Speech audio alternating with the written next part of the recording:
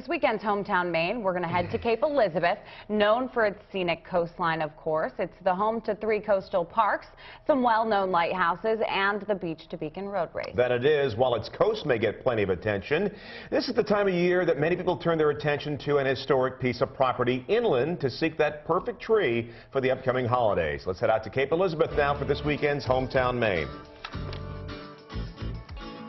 When most people think of Cape Elizabeth, this is the first image that comes to mind.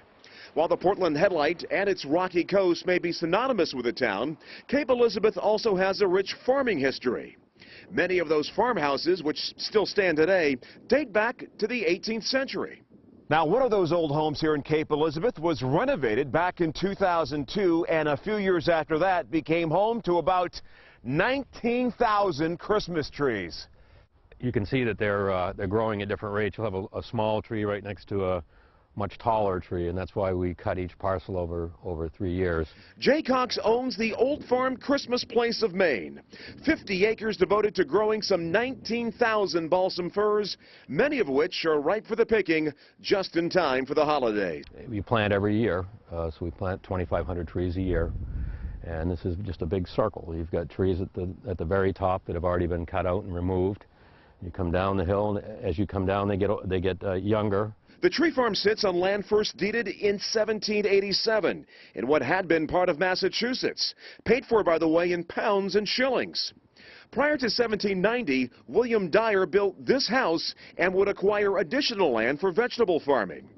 The property remained in the same family until 1993, when Tom Hinkle purchased it and then placed it on the National Registry of Historic Places.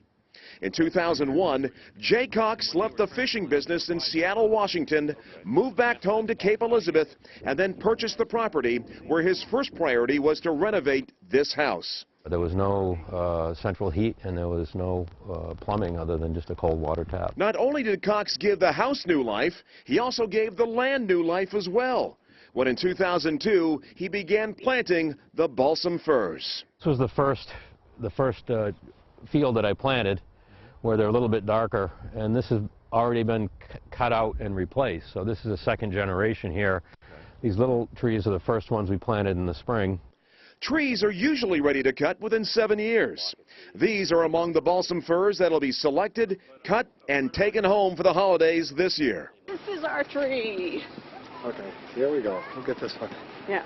What people do is they come and purchase the tree, and when they do, they tear off the bottom part of that tag, and then come back later to cut it when they're ready to decorate. Some people have already claimed their tree, marking them with either ribbons, hats, or a simple message. Merry Christmas.